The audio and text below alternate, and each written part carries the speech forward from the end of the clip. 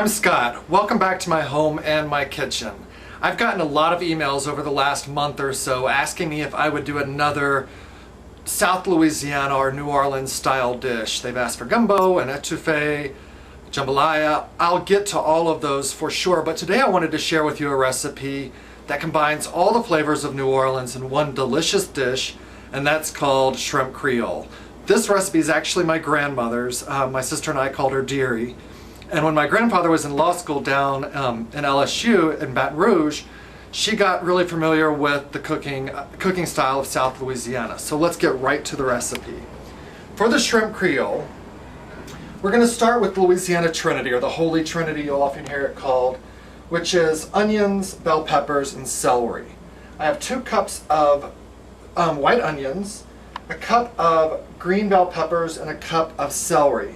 And the key to this, when you cut it up, make sure you get it very, very finely chopped.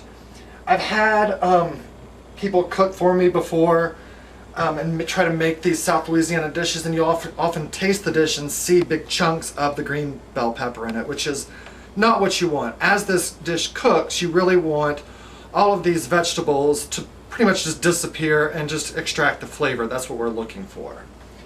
So after the Trinity, we're going to have 3 cloves of garlic and a ½ cup of green onion, the spring onions, chopped up very fine as well. We're going to need a teaspoon of thyme, 2 bay leaves, a ¼ cup of oil, just a regular canola oil or peanut oil, whatever you have, and a ¼ cup of flour. You're going to need a large can of whole tomatoes peeled and a can of tomato paste. You'll also need 1 cup of stock. You're going to need 3 pounds of shrimp, peeled and deveined, raw.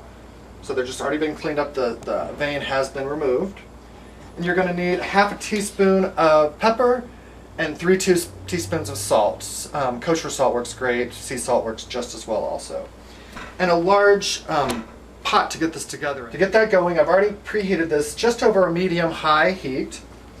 We're going to add our oil and our flour to start.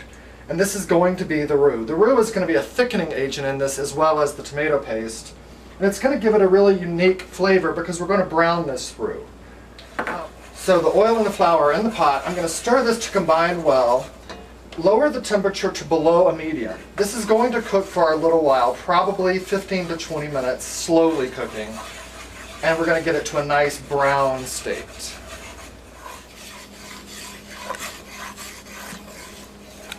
So I just wanted to show you guys what it looks like when we're about halfway there, and this is about the color of camel or peanut butter. So when you get to this state, just keep stirring, keep cooking it. So here you go. This is what the roux should look like right before we add the rest of the ingredients.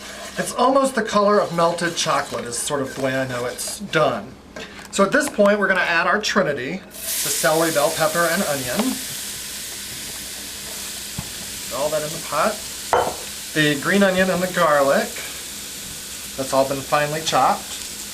We're going to add our 2 bay leaves, a teaspoon of the thyme, a ½ teaspoon of the black pepper, and the 3 teaspoons of the salt. All that goes in, and we're going to saute this over a medium to medium low heat for about 30 minutes. And what we're really looking for is for this onion to really break down a lot. We're not looking to brown it a lot. We don't want to scorch the vegetables. But we do want them to sort of just turn into a really loose mush. So stir this occasionally, depending on how high you have your heat up. The lower, you don't have to stir it as much. The higher the heat, keep a pretty good eye on it. So let this go until everything is really nicely wilted. It's looking really good, or just the way it's supposed to. Everything is really starting to break down. As you cook it, you'll notice that the juices from the onions and the peppers and the celery will all start to come into the sauce, which will make it sort of a paste consistency. Exactly what you want. So at this point, I'm going to add my tomato paste. A little tip, I cut both the top and the bottom off of it so that I can just use it kind of like a toothpaste tube and just push it right out. And catch that. And we're going to saute this tomato paste in the mixture for about 3 minutes. We've given that tomato paste just a little time to saute. It brings out some of this natural sweetness in it which really contributes to the eventual flavor of this dish. So I've got my whole tomatoes.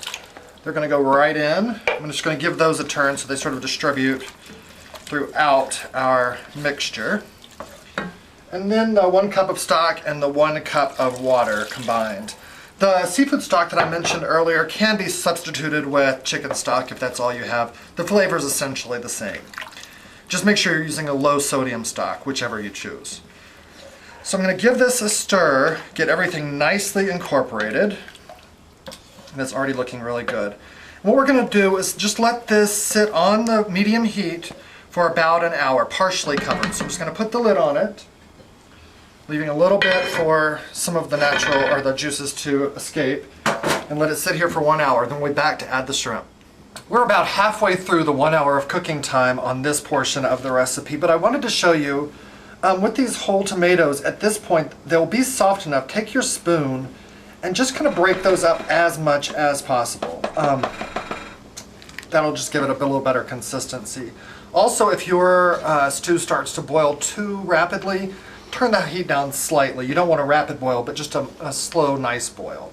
Also, while it's covered partially, I'm just checking on it every 5 minutes or so and stirring it occasionally. The tomatoes have been stewing away now for an hour total. Give this another stir. And if you're making this for a party, what you could do is actually make this part of the recipe up till now, in the morning, let it cool, and then proceed with the recipe right before you get ready to serve. While my tomatoes have been stewing, I went ahead and made a pot of rice, which we're going to serve this with. So at this point, what I want to do is add 1 tablespoon of fresh lemon juice. I'm going to add half a cup of chopped up parsley.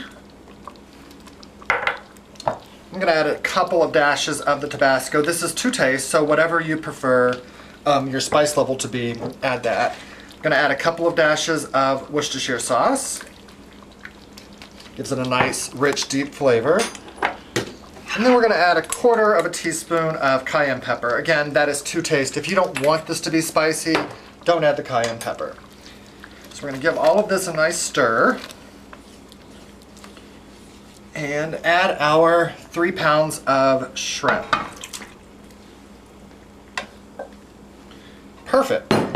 So get all of this stirred in together. We're going to watch these shrimp. We do not want to overcook them because they'll become really tough and gummy. So about 5 minutes or until they just turn pink. Then we'll be ready to serve it. If you wanted to make the recipe to this point, which actually this does taste a little bit better if it has some time to sit. So you can make this the day before you're actually going to make it to this point. Let the cooked shrimp, let it cool, refrigerate it, then before service, heat it gently. Do not boil it, just heat it up gently and serve it with rice. The shrimp have just finished cooking and they look absolutely delicious. You want to taste it at this point, especially for salt and pepper. If you need to add additional, mine was actually pretty good. So I'm going to add just a nice scoop of rice to our bowl and then ladle on some of the shrimp. So I'm going to take a little bit of chopped up green onion tops, just for some color, and take it over to our plate. We're going to serve this with some really nice chunks of French bread. Trust me, you're really going to want those in the dish just to sop up all those juices. So I want to give this a quick taste because this actually is one of my favorite dishes. I love it. People talk about Gumbo and Etouffee and Jambalaya as really being the key dishes from New Orleans. I feel like if you try the Shrimp Creole, it will absolutely become one of your favorite dishes. So as always, thanks so much for watching, and please feel free to email me at scottindenver@msn.com should you want to make a comment about the show or ask me to prepare a particular recipe for you. Thanks for watching. Have a good day. Bye.